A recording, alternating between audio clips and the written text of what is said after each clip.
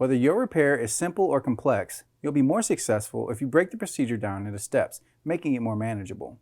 I'll take you through this part replacement repair one step at a time. To replace the lower duct cap in this LG refrigerator, you will need a jeweler's flathead screwdriver. Using the jeweler's screwdriver, pry out the lower duct cap.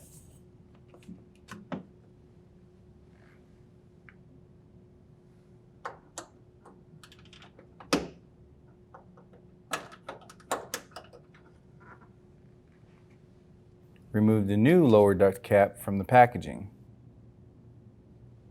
Place the new cap in position.